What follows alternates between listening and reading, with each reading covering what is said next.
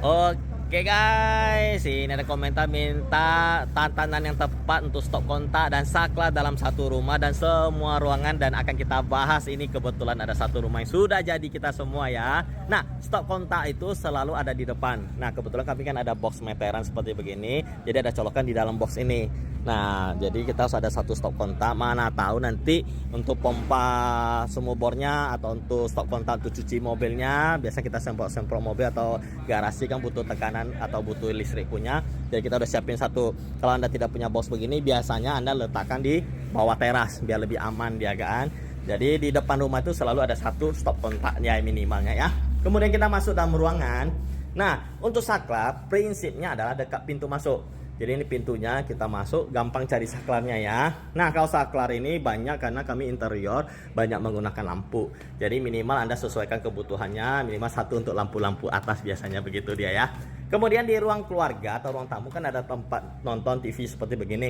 Nah, TV ini butuh listrik, jadi stop kontak jangan lupa disiapin, kabel antena atau kabel internet disiapin semua. Biasanya di belakang TV. Nah, di belakang TV ini kita ada stop kontak. Nah, kalau untuk stop kontak saya sih saranin lebihin ya. Kalau bisa minimal 2. Karena apa? Nanti ada TV box atau internet punya segala macam itu butuh listrik. Jadi nggak usah banyak tok sambungnya begitu dia ya.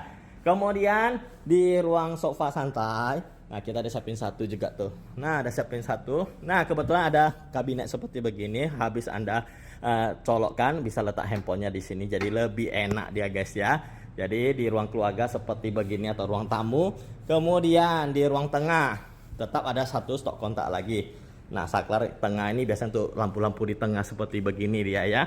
Jadi ada stop kontak, mana tahu Anda mau pasang air purifier, mau pasang kipas atau lain-lain sebagainya bisa Anda pakai dia ya.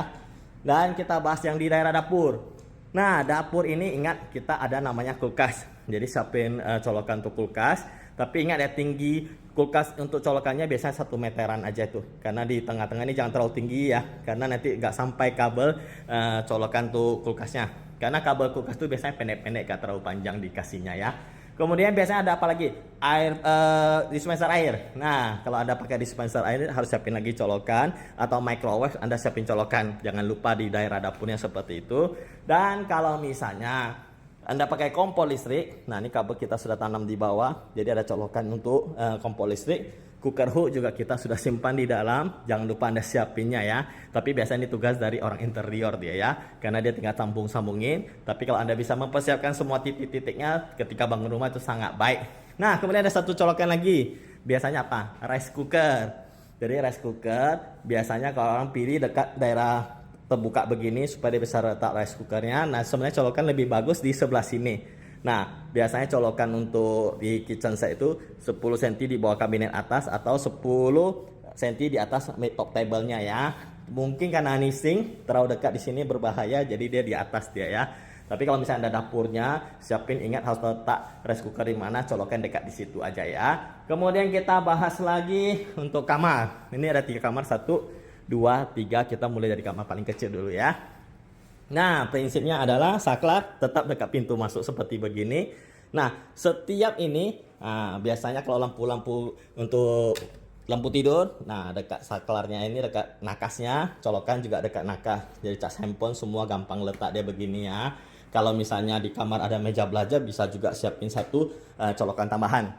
Kamar mandi kita lihat. Nah, kamar mandi biasanya pada umumnya di sebelah wastafel ada satu untuk hair dryer minimal. Kemudian kalau Anda pakai water heater listrik, jangan lupa siapin colokan seperti begini. Di kamar mandi ini colokan water heaternya listrik kita sudah siapin satu juga seperti begini dia ya.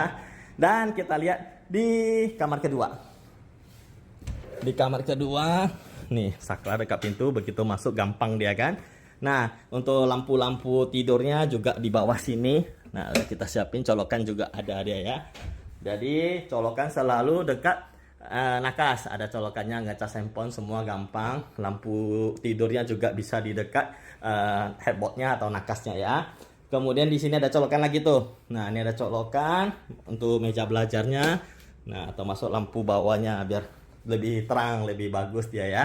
Jadi colokan dekat meja belajar jangan lupa. Dan ingat ya, setiap AC harus siapin juga ada colokannya. Jadi ketika bangun rumah, Anda harus tahu titik AC-nya di mana dia ya. Dan kita lihat yang kamar utama paling bagus ini dia guys. Dan ini Inakoya Kalau misalnya Anda mau tambahkan lampu, nah dekat juga ya, dekat ini koyaknya ada lampunya seperti begini. Kalau dihidupin sebenarnya malam cantik dia ya.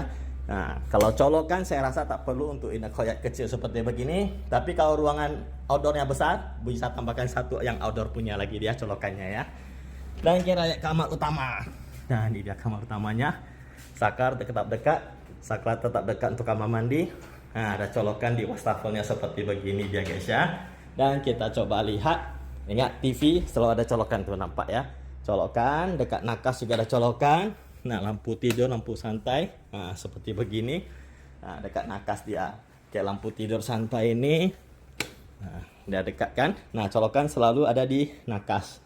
Kemudian meja rias. Nah, meja rias ini sembunyi di sini tuh. Ada colokannya sama saklarnya juga untuk lampu dari meja riasnya seperti begini dia guys ya. Jadi stop kontak dan saklar. Ada satu lagi ketinggalan hampir saja ya, tempat cucian di belakang biasanya untuk mesin cuci. Oke, kita lihat ke belakang ya.